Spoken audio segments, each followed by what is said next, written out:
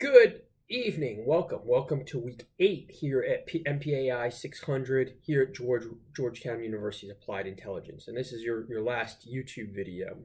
So I just want to start off with announcements again this Thursday at 9 p.m. Eastern Standard Time. Groups 4 and 5 will brief the Zoom session, and I'll send out the link this week. Again, about 20 minutes to brief, 25 minutes, and that leaves about 5 to 10 minutes for questions.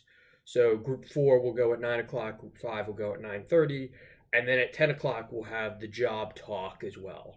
I'd ask if you have not, if you plan on attending, please send me in the announcements or in the acknowledgments to this YouTube what you want me to talk about, so I have an idea. And I appreciate everyone sending me some of the stuff already, and I look forward to hopefully informing you on that.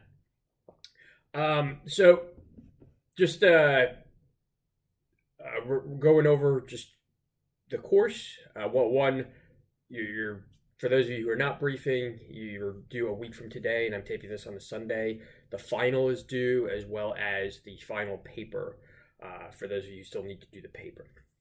So this is the end of the course. I hope this course has given you a good introduction to applied intelligence.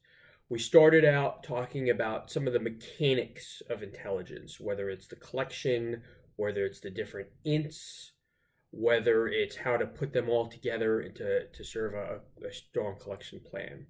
So that's kind of the basics of intelligence, the basic building blocks is how we kind of started off.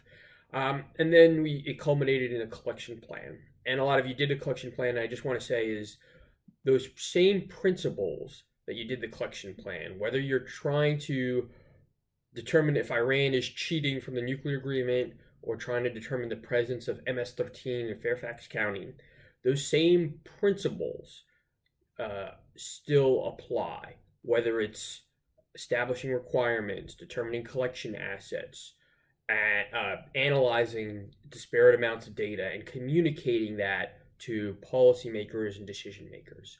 That is the process is the same throughout whatever discipline you're pursuing. So we started off that. We went into some of the psychological traps of intelligence, and you saw that certainly confirmation bias in that documentary, The Confessions, which I had assigned. That took confirmation bias to an extreme, but keep in mind, each one of the case studies that you studied had a little bit of element of confirmation bias as well.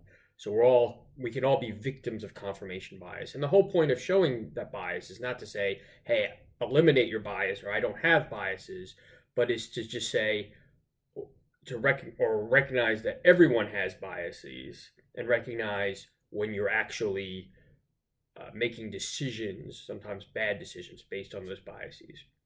So we went from there. We talked about the case studies, the historical case studies, Yom Kippur War, Pearl Harbor, 9/11, Iraq WMD.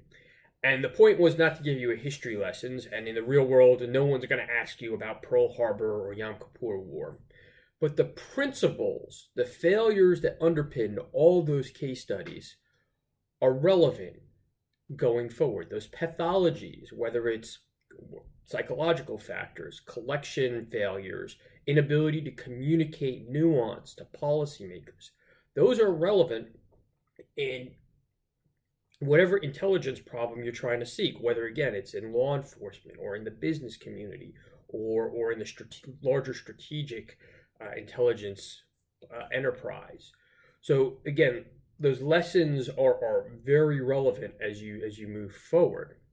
And from the historical case studies, we went into some of the contemporary issues. We went down into the counterterrorism, into business intelligence and law enforcement intelligence that many of you will be studying in depth in this course. And I think, again, that the case studies among all three are relevant, no matter what field you go into, just so you can take those lessons learned and apply them to what you do on a daily basis.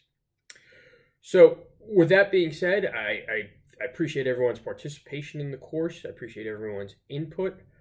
The one thing I just want to take away from is many of you, in fact, almost all of you, criticized, whether it's the intelligence agencies surrounding 9/11, or the Israeli intelligence surrounding Yom Kippur, or the military commanders starting in Pearl Harbor. And we had the benefit of hindsight. But even now, as I speak, in May of 2018, we have very known intelligence failures coming up. We know that the Russians are going to try and intervene in this upcoming midterm elections in 2018. We know that. However, we are not doing anything to stop that. Now, you can argue it's a combination of politicization, organizational theory, apathy, but those pathologies that we studied back and that were so critical back in history are still present with us today, even when we're very clear that there is an intelligence or an adversary is going to take action against us. So again, what happened back then is relevant today. We know the Russians are going to come after us for the 2020 election, but very little is done. And again, because of those inabilities of collection and analysis and most likely politicization and our disparate organization between our federal and state levels and how the elections are run.